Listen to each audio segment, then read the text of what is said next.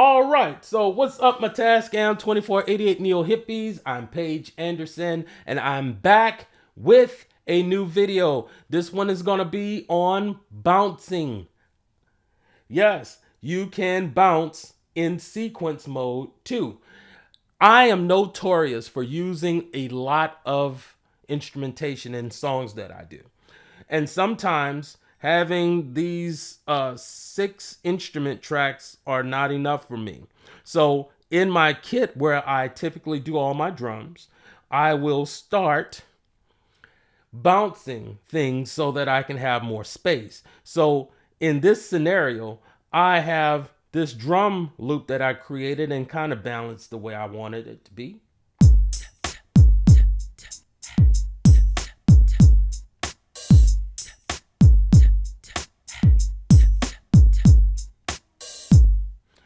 So instead of having all of those pads in use, I can take all of these pads and sample them down to one pad, which I'm going to put it on 14.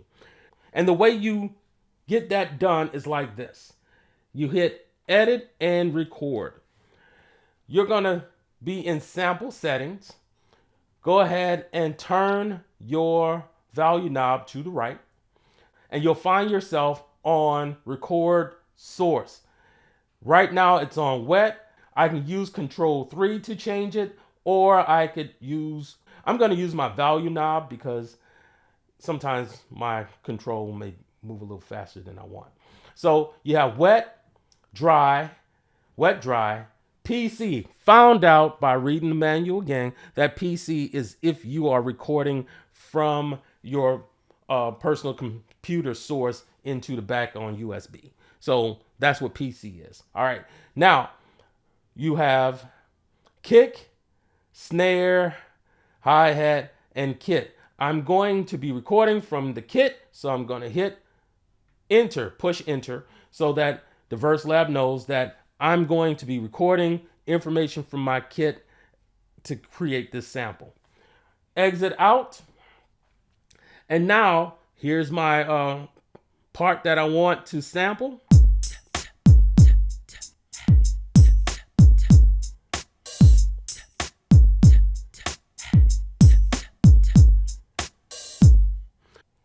And what I'm going to do to get this going is hit shift and record. Once I do that, she is ready to record that information. Okay, so now that you've recorded the drum pattern from the kit track, go ahead and preview it.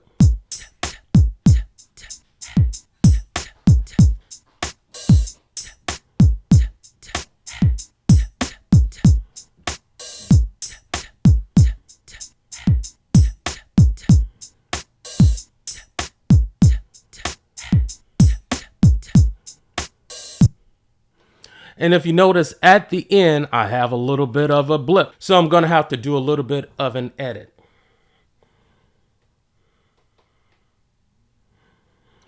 I like to export the sample so that I could have it just in case I want to do something different with it.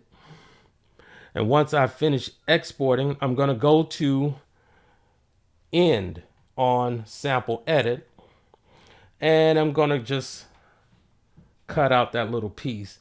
It sounds like a blip, so it's got to be like 3,000. Hold on. So it's got to be like 3,000 or so. So let's see. And the only reason why I know is because I use this thing all the time, so it's typically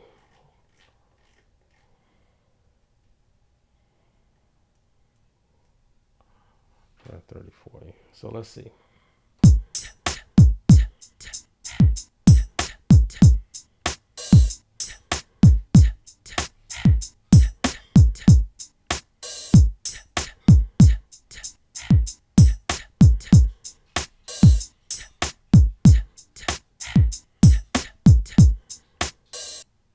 All right, so I was kind of right. Now I can assign this sample. I'm going to put it there because I only have a symbol there. So I'm just going to set it to that pad.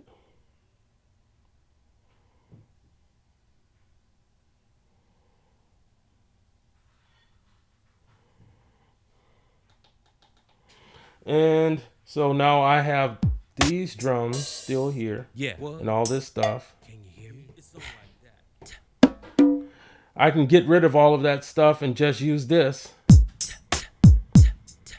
And then open up tracks so that I can do other things.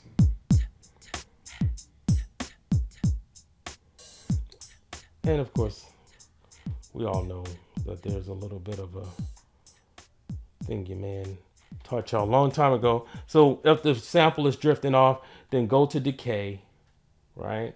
Attack, decay, and then just zoom it all the way up.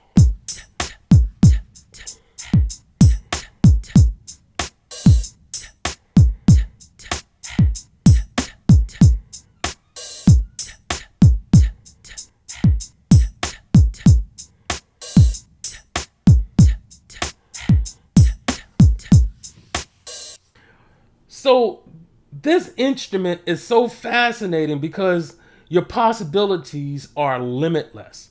It all depends on what your imagination is like.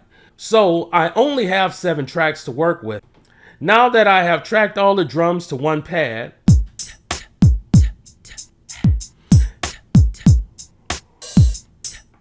I can erase all these track pads and then take my electric piano, sample it by hitting edit and record, and I'm already on snare, but let's say it wasn't on snare. I go ahead and go to snare and let Verselab know this is where I want to be, and then hit record.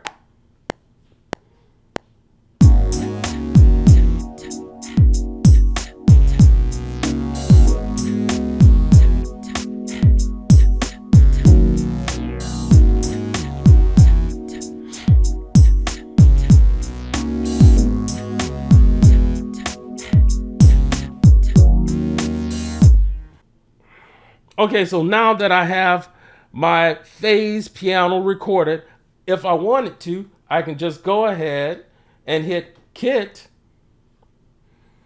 then pick one of these pads and set that sample there.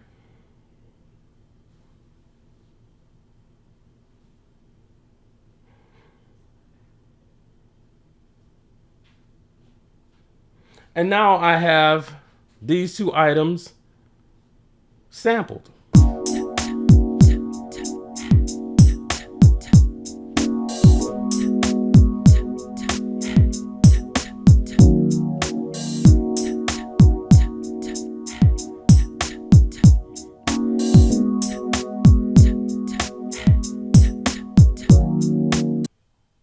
So now that I've placed that sample on that pad, you're probably thinking, well, P, you just limited yourself because now you can't do anything else with that sample.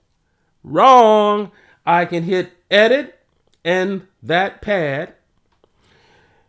I'm going to get into instrument edit. I can mess with the level of that pad. I can pan it. Just like if I was using a drum, I can use effects on it. I can mute it. And I can start messing with the way that that sound works if I want to. And I can also turn on the EQ and start messing with the EQs and choose the frequencies that I want to mess with. All right. So I've just opened up a new track for me to use along with placing information in a kit so that I could have that track open for me, basically. So you can get as many tracks as you want. And because I'm in the kit and I've already took the drums, placed them all on one track, I've already taken the key sound, placed it on one track. Well, I can then erase all these drum pads and start putting guitar information in. I can start going crazy. I could make this as big as I want it to be and not lose any generational quality unless I want to.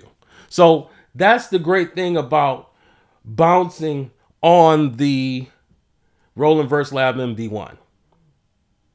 I hope this helps someone, and please stay tuned for my next video. And once again, like on the last video, if you've watched to this point and you like what you saw, go ahead and give me a like. If you feel so inclined and you want to ask a question or you want to give me another video idea, go ahead and leave that in the comments. And if you want more content like this, go ahead and hit the subscribe button. Your man is here doing these videos. Thank you so much for watching my video, and you guys have a great day. Goodbye.